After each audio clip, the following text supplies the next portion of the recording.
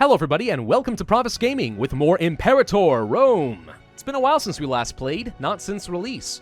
Because at this point it's no secret that Imperator had a very rocky launch with its community, and we knew that Paradox was going to be making some big sweeping changes to the game. So if you're anything like me, you played a bit during initial release to learn some of the fundamentals, and then you kind of let it fall on the back burner and just kind of wait for those big changes to come about. Patch 1.1 came and went. It was okay, but it didn't change the game quite enough to satisfy the community. Patch 1.2, Cicero, has just left beta and is now part of the full release, and this is the patch where clearly Paradox has addressed a lot of the direct concerns and gripes by the community, and now people are saying the game is on the right track, and they feel a lot more confident about its future, which is a great relief, because I've always thought Imperator was a pretty good game, even in its flawed state at release. I thought this had a great amount of potential, and I'm glad to see the devs have been listening and improving their game. And having played 1.2 for a little bit, I would agree. The game is significantly better, and it definitely addresses a lot of those concerns head-on. So we're going to start up a new game today. Now, I'm not going to spend the entire video just going over all of the changes. There's way too much. It would take 20 to 30 minutes to do that. Paradox has already released a feature breakdown video that I would recommend you watch, because it does a pretty good job explaining a lot of the big changes. Instead, we're going to be playing the game kind of as it's meant to be played, for fun, or for a challenge, or for achievements. In this case, achievements. We're going to be going for Perfidious Albion. This is a weird challenge in that it was initially classified as only medium difficulty. But the community, having tried it for a bit, said, "What are you talking about? This is extremely difficult. It might even be the hardest achievement in the game." And Paradox heard that and eventually reclassified it to a very hard achievement. The goal is simple. Start as a British or a Scottish tribe, and then form the nation of Albion. To do that, you have to conquer the entirety of the British Isles, colonize everything that's left in Ireland and in Scotland. You have to centralize and modernize your government into a more civilized form, like a democracy or a monarchy, and then form that nation of Albion. But here's the big trick. You have to accomplish all of that by the year 500 AVC. 50 years to conquer all of this and reform your government. Not easy. If there were no time limit, sure, this would be a medium difficulty achievement, but with 50 years only? Ugh! This is going to be hard. I've heard some people say it is virtually impossible to accomplish in version 1.2. I've heard other people say that it's actually easier in 1.2. I don't know. We're going to find out today. I will say I think there's a good likelihood that we are going to fail this achievement, and if that's the case, well, at the very least, then hopefully we have showcased some of what this game has to offer in version 1.2 to kind of overcome those initial negative impressions that people had about Imperator, and they're willing to give it a shot. And if we fail and people say, you know what, we're having fun, go ahead and keep trying, we might just do that. Let's go ahead and pick up a nation in England. I'm going to be playing as Brigantia. Brigantia, I think, is in a good position to go for this achievement. It has the highest pops of any of the other tribes in the nation, which usually means a slightly stronger economy. It also starts with both iron and horses, which is one of the few nations that has that advantage, so we could have really good troops. Pretty good leader to start. Good central location to conquer up north and get over to Ireland. That's also pretty good. Yeah, I think it's in a good position. I think another good candidate might be Dubinia. The further south you go, the more civilization and centralization you start with. So if you're worried about civilizing your nation in time for the Albion achievement, then maybe you want to try out Dubinia instead. They could be pretty good. But we're going to go for Brigantia. I think they'll be fine. We have a solid leader to start with. 63 pops, 16 different territories. Let's get started in Iron Man and see how well we fare. Okay, welcome to Brigantia in version 1.2. Let's talk about some of the big changes in the latest patch. First things first, mana is gone. Cue the crab rave meme or something, I don't know. No longer are we relying upon our monarch's skill points. Instead, we have two new abstract currencies to represent the old features. And you might look at that and be hesitant and think, okay, wait a minute. Monarch power was an abstract currency. How does consolidating it down to just two different types improve the game? Well, first off, they both generate in very different ways, so it's a bit more realistic and interesting in that way. Two, their applications are far more balanced and realistic, and I'll show you that in just a second. So let's start with the first one. Political influence. This represents your network of contacts, leverage, and connections. If you want to do anything in your nation, such as, let's say, enact a new trade law, or fabricate a claim, or change your nation's laws, you're going to need the political clout to do so. Political influence is not generated by your leader, but rather the office holders in your government, right? And that is derived from their loyalty to you.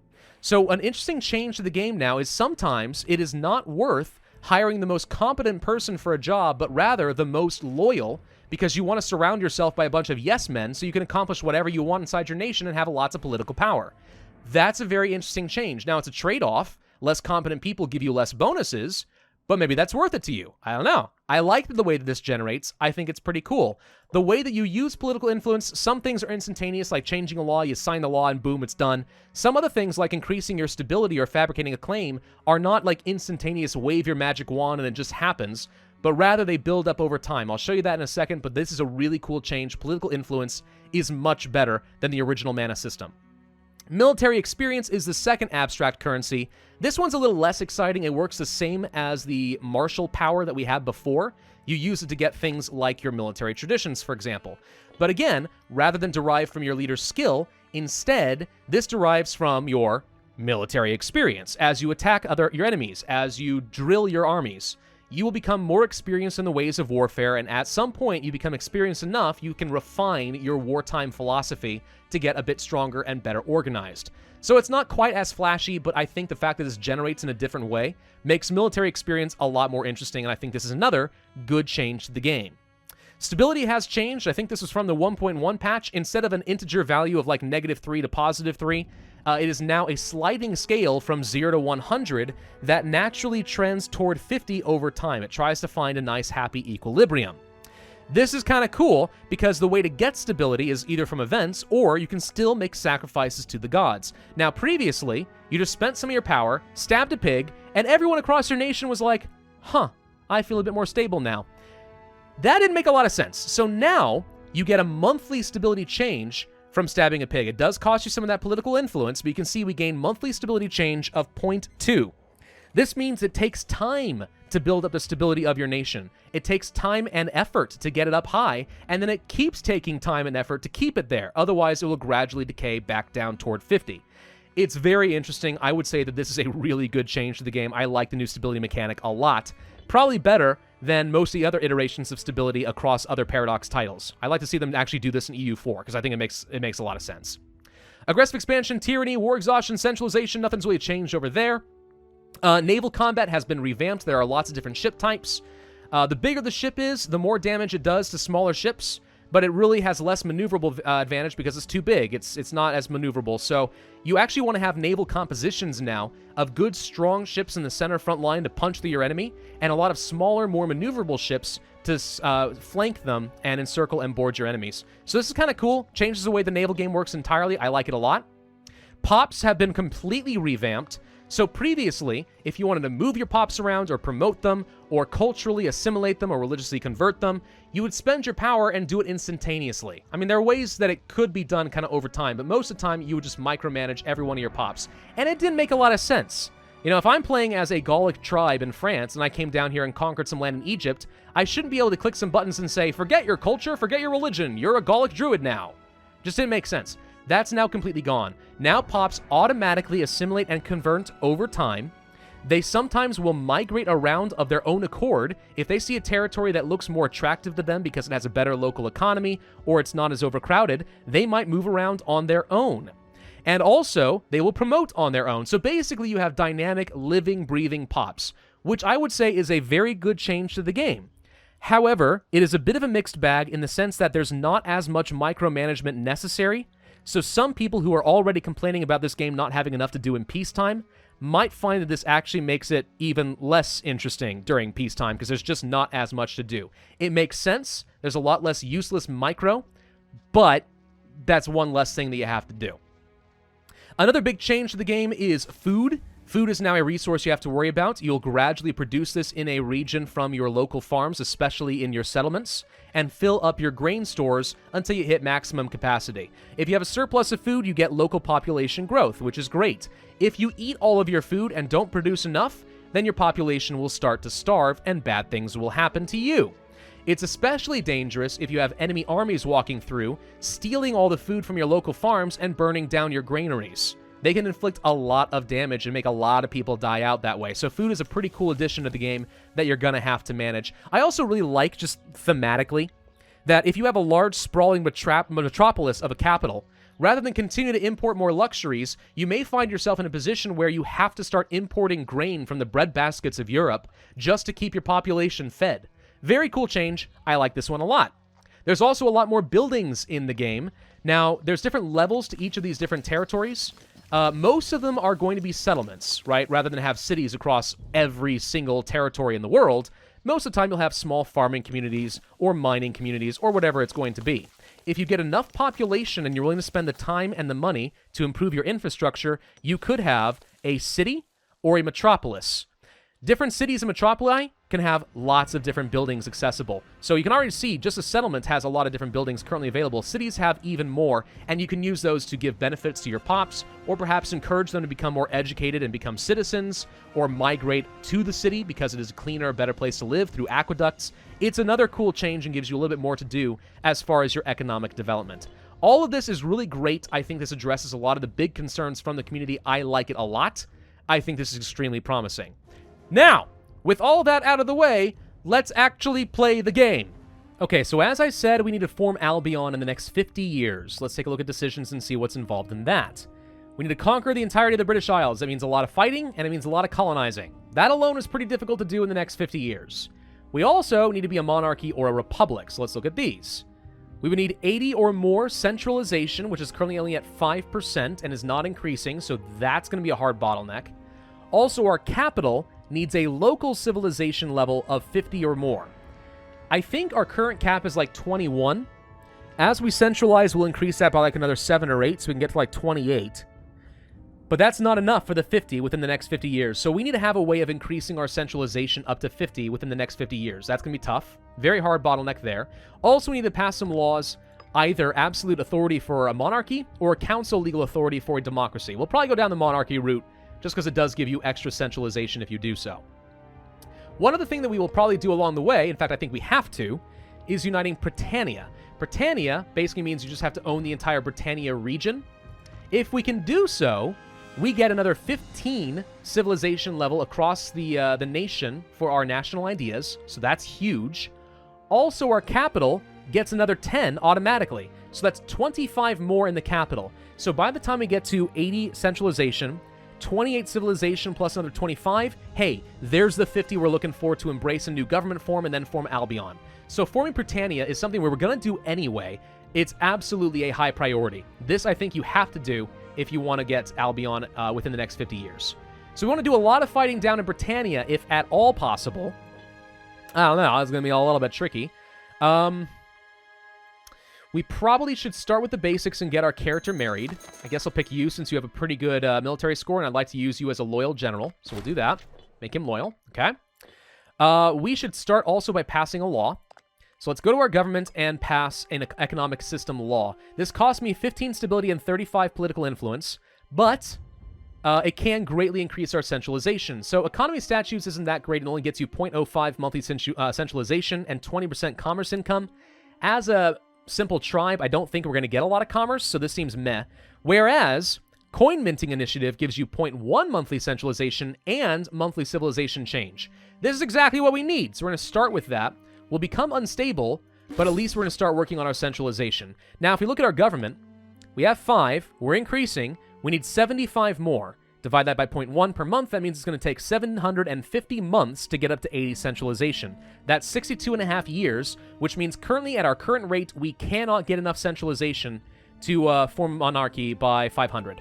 So we have to increase this a bit further, but if we can grab absolute authority, that's another 0.1, which means we can do it. So the sooner we can get to Code of Rule, the better. Absolutely. Let's go ahead and start building up an army. Right now we have a couple of clan chiefs. I'm hoping to attack, let's say, Cornovia first. Let's start building up our own cohorts. So I'm probably going to use them to do sieges, which means I should start by building my own troops. The problem with things like skirmishers is they're expensive, but I think they're very effective. So we're going to train 4 of you. 6 of you. We'll build up 6 pure cavalry armies that can rapidly redeploy and do a lot of damage.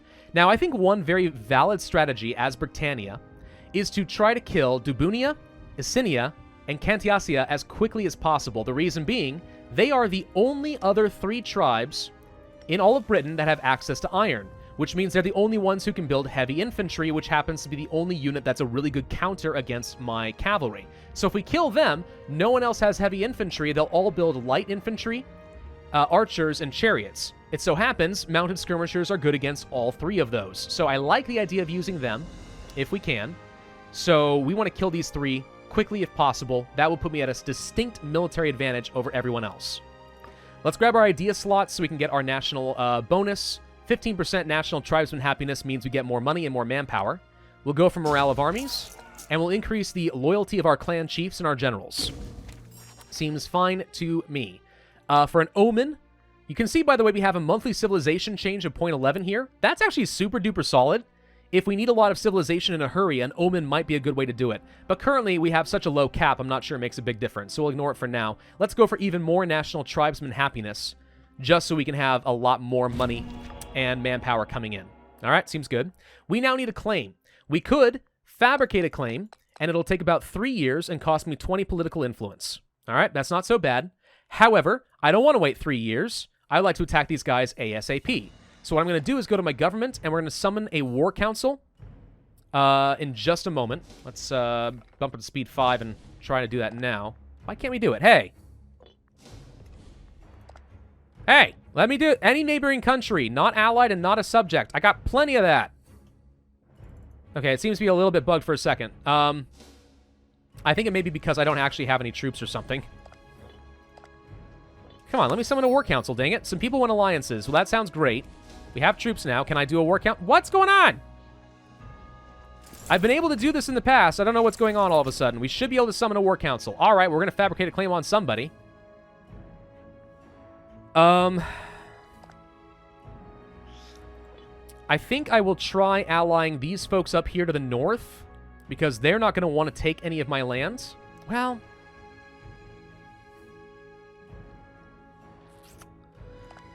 we're going to start by trying to ally Cortania and Trinovantia, because I expect I can use both of them against these 3 guys. And then, yeah, for the rest, I think I use them up here. So, Parisia, you're just sort of okay, but I guess I'll take you. We'll hold off on the rest. Once we inevitably betray these guys and break alliances, I'll try allying these 3 people and use them to attack everyone down to the south. Gonna ignore you, because we plan on attacking you if possible. So what's going on? There it is! Summon War Council. Finally! Alright. So I want to kill Cornovia, and the reason why is they only have 7 provinces, 7 territories. I currently have 16. 16 plus 7 is 23, which means if we eat them, we do not become a regional power. We are still a local power, which means I can actually ally people. The moment that we are a regional power, we are no longer able to ally any of these people, only proclaim guarantees, and I really want to use them and their manpower to win wars for me, at least in the early stages. So fighting Cornovia lets me get some land and make progress without becoming a regional power. The next follow-up war needs to be a really big, high-risk, high-reward play against a large alliance network and conquer a lot of stuff. So we're going to go for this. It's going to upset a couple of people, unfortunately. But oh well, let's conquer Cornovia. We get an automatic claim, so it's not going to take years to do so. Should I start by fabricating a claim immediately against Dubunia? They tend to pick up some pretty decent allies pretty early on. What if I pick it up on somebody smaller, like let's say Siluria? They're currently allied to Dimnonia. I don't know. I need to start fabricating a claim immediately because it's going to take 3 years, but who to do it against? Xenia? I'm a little worried about wasting what valuable, what little political influence I have.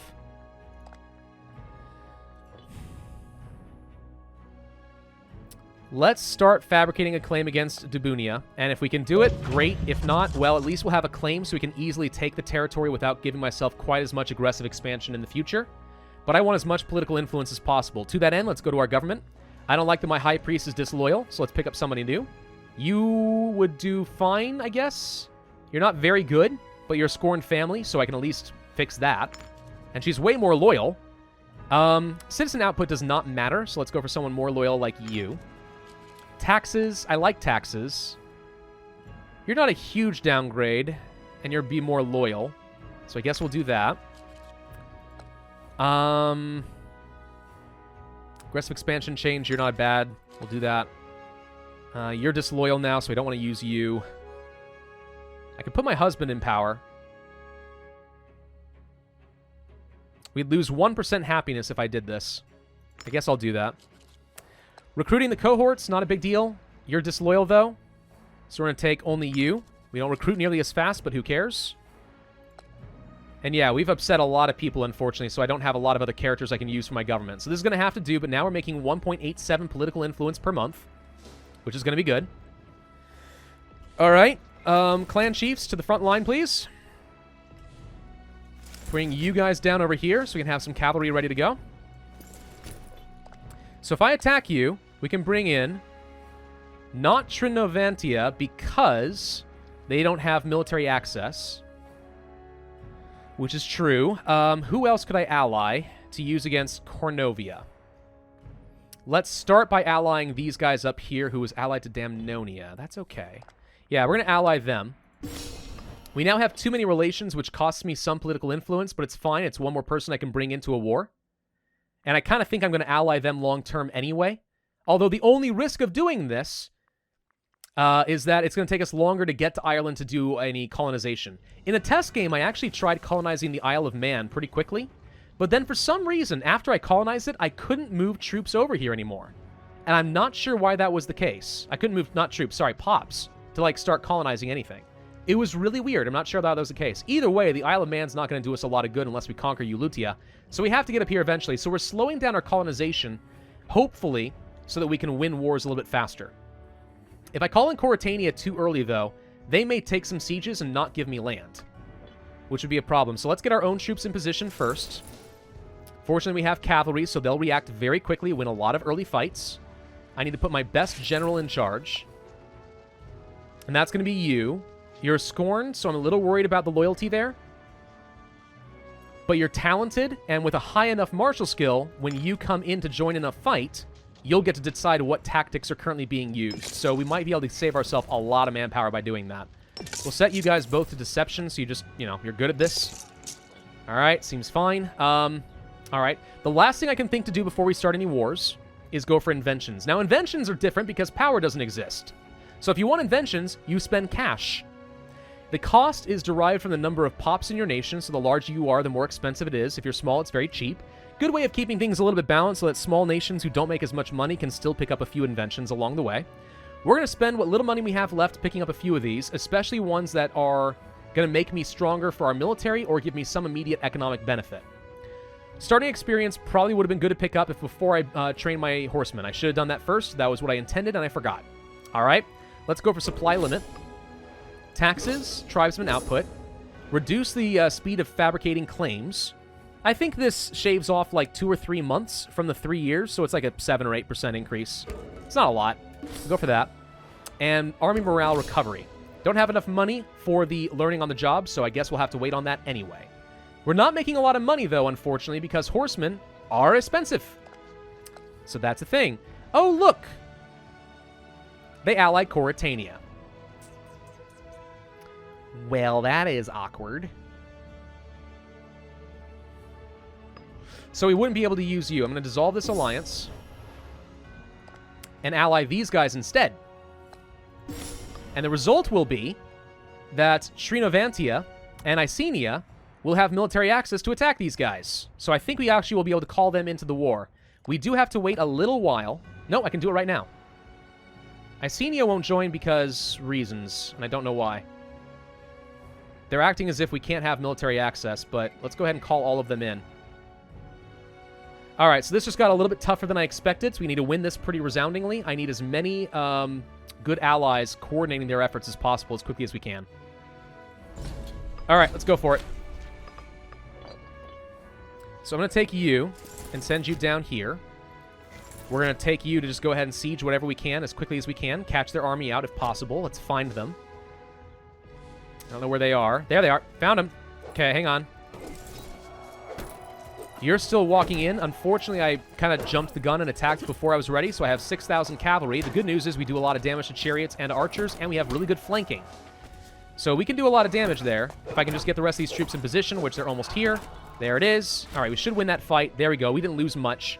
We killed a lot of theirs. Awesome. They're still coming after me, so we'll just sit here and wait. Okay, they lost the rest of their troops. Perfect. So I'm going to take you. We're going to split you real quick. I'm going to take half of you.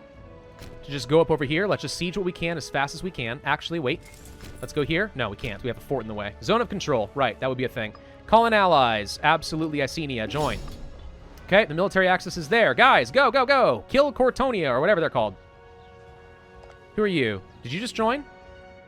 Oh, okay. A new person just joined. We're fighting these guys as well. Right, that would be a problem. Okay. All right, forget these little sieges. We need to keep the troops relatively close together. He may come to attack me here, but I can reinforce quickly. He has a lot of troops stacked up over here. I'm a little worried about that. I need my allies to get in position, like, now. Okay. We can get over here. He's moving some troops. Nope, he's backing off. Okay, come on, allies. Get nearby. I need your help. Badly. Please help me. Okay, he wants to attack me here. I can do that. We're already locked, unfortunately, because my cavalry goes so fast. So let's move forward kind of slowly. Okay. I don't get to choose the tactics, unfortunately. We have enough troops here that maybe we can win. Especially if he just trickles in like that. Perfect. Look at that flanking. Squish. Die, losers. Here's some more people. Locked. Dead. Instant death. Here come more. Perfect. Perfect. Okay. That's great. That's exactly what we want to see. Let's march some of these guys up north. I don't want to siege with these guys because they take a lot of attrition. They have more weight. So let's move forward and try to catch out some troops. Why can't I go here now? Oh, right, because there's a fort in the way. Oh, good. So these armies are now completely stuck and can't go anywhere. I am now completely relying on my allies to win this war for me. Always a great position to be in. Well, at least we were able to shatter a lot of these guys. You guys can't go anywhere? Dang, dude. I guess the other option would be to train up some more troops, but it's kind of not going to make a big difference right now. All right. I'm getting stomped on a little bit. Don't. Okay, okay, okay. Win this. Need your help here, bud. Do I lose the manpower to just start making progress? I think the answer is yes. Let's just do it. Okay, he's coming after me. He's going to die immediately, so that's easy at least. Oh, wait. We're not making any progress down here anymore. Crap. These guys don't reinforce fast enough. Create a new unit of 1 cavalry. Send them here. Or wait, no. Actually, our allies are going there to help right now anyway. Perfect. Go here. Help me out. Okay, that unit's going to stack wipe, so that's a clan chief taken down. All right, the allies appear to be making some solid progress. We're doing okay, sort of. Did anyone else join this war? Because I have a... Oh, yep, someone else joined this war. I've got a really bad, like, track history of my enemies deciding just to, like, freaking join wars after they've begun. You may have remembered this from the Flop of Epirus. That makes this a little tougher. All right, here comes some more troops there. Come on, we need to win these sieges ASAP. The good news is I can conquer a lot of land in this war.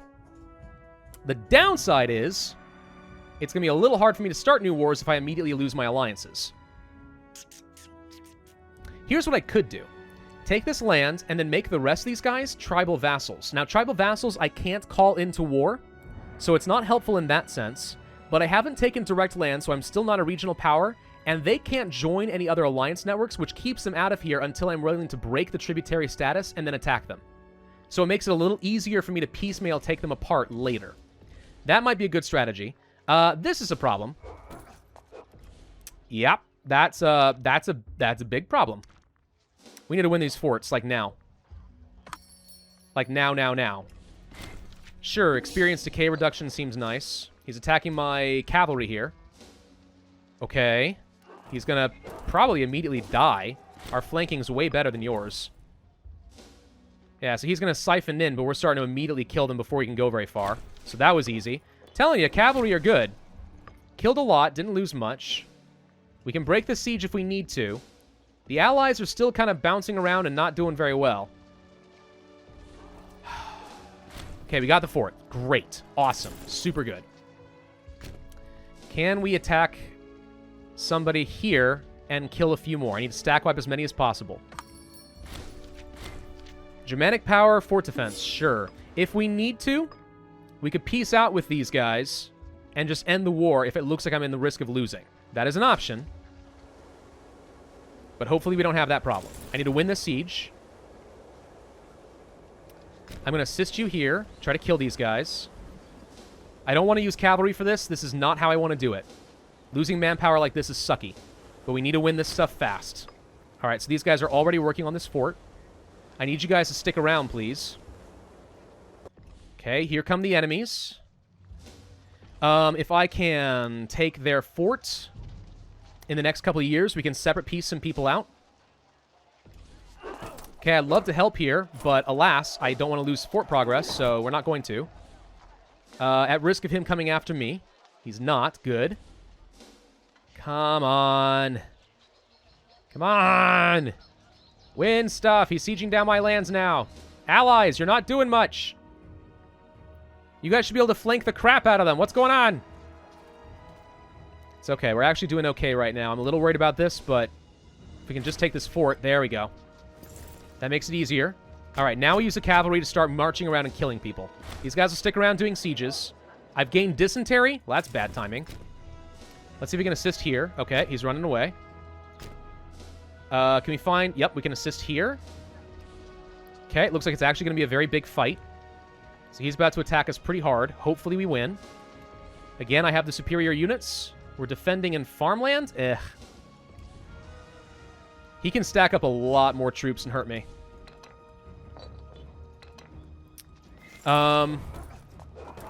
He has the shock advantage, which is a huge problem. It does make my life a lot harder. I think we need to retreat before we take too many more losses, so let's do that now. Wait for our allies to kind of regroup a little bit, like they are right now. Perfect. Let's follow these guys around and help them. Waiting on the forts. Can't sue for peace until January of 454. You've got 6 Ho cohorts that would be awesome to knock out of this war, so that'd be great. Can we kill these guys? They're already shattered. Nah, I don't like where you guys are going. No, they stopped. Good. Okay. I need to keep my troops nearby with these guys, honestly. Okay, we got that fort. Perfect. Now I need you guys to kind of regenerate. So let's get our armies closer together, because I need help. Is my morale this low? Yes, it is. My morale looks awful. We could lose some stability. I don't want to do that. Let's gain stability and loyalty from our High Priest. Or 10 stability. I don't want to lose Omen Power and loyalty, though. Let's do this. If we let them go first, they will arrive on the 21st. We can flank. We'll arrive on the 29th. All right, let's help. Let's pay attention to tactics and see if we can win this. So they've started the fight. They are using the hyena, skirmishing. All right, what can we use that's good against that? Deception. Use deception. We'll add on our tactics, and we'll do the flanking, which means we don't take as many losses. Hopefully. Wait. No, because he has higher martial skill. Dang it. All right, that's not as helpful as I thought. They have heavy cavalry. Yeesh. Don't like that. Okay, now we're at risk of losing. Back it up. Sit here. We need to regenerate. We've lost a lot in this war so far. This has grown way larger than it was supposed to. Way freaking larger. If we can hold out a few more months, I can separate piece out a couple of people, though. And then we can focus our efforts on just taking out Coritania. Because as of right now, Cornovia seems to be mostly dead. But we have to survive a little bit longer, and our allies are losing a lot. Okay, he wants to attack me here. That's fine. I need you to commit. Good. You will arrive on the 29th. I will arrive on the 5th. Okay. We got a claim. A little early. You are using Deception. So I will use Envelopment. With 9 Marshal, I think she's the best, so that should improve. Okay, now we get a damage bonus, and she doesn't do as much, so we can actually do a lot more damage now. So that's great. Okay, let's back it up. So far, so good. We now own the entirety of your lands. I don't think we have to worry about waiting, because we should be able to sue for peace with you now. So what I'm going to do with you is I'm going to make you a tributary. Okay. You're going to give me money. 0.52 per month, that helps. And you won't be able to join any more alliances in the future, which means I have less threats as I piecemeal take apart Britannia. So you're my tributary now. You're out. Okay, that helps. Can't sue for peace with you still. But at least that's one removed. You had how many cohorts? 11? Yeah, that actually helps a lot. Can we chase anybody down and win? Well, we're going to have to try here. Why is it... It's acting as if we're going to lose a fight against these guys? They arrive on the 23rd. I arrive on 18th. Let's wait a couple days. They're going for one more really big fight right here. Do we have the best general? I think so. So they're now arriving on the 1st of October.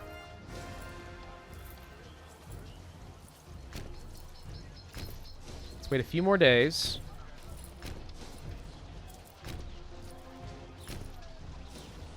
Perfect. We'll arrive on the 2nd of October, and I have a single day to try and change my tactics. God, this is getting dangerous. Okay. They are using envelopment. And I'm using shock. I want to stick with shock. Because that's the only thing that's good against the wolf, to give us as much of an advantage here as possible. If we can get some reinforcements, we can win this. Of course, now I have to trickle my troops in. I'm not very good with the shock, but at least he takes 10% less does 10% less damage. We will win this fight, I think, and here come more reinforcements. Okay. It is almost January of next year. Okay. With them shattered, the next thing to do is to start moving toward conquering this guy. Did we get your capital down? No. So that's going to be a slight issue. Wait a minute. Where are you guys going? They are running to Deva. I think they're running up into my land. We need to chase them down and kill them. Let's find out where they're going to go. Up here? Okay, let's chase them down and try to get them while they have no morale. We'll have a slight advantage going into this. And we can possibly wipe out their army. Okay, here they come. Lose a few thousand more. Got a little morale. Killed a few more, though. Much as I would like to keep sieging my own land back, I think the high priority has to be just killing them. All right, we're going to end this video here. Been a bit longer than I expected it to, but we've made progress. Actually, let's just go ahead and jump to January 29th. We're going to take you. We're going to sue for peace, and I'm going to do the same thing and make you a tributary. So that's more troops out. Yeah, this is not quite how I envisioned this going in the first war, but I think I can turn this around and make it work somehow. I need to find some other people that I can claim, like you, and try to kill Dobunia without losing all of my alliances as much as we can. All right, thank you all for watching. Hope you enjoyed. If so, then I would ask you to hit that like button, leave a comment, and subscribe, and I'll see you guys next time.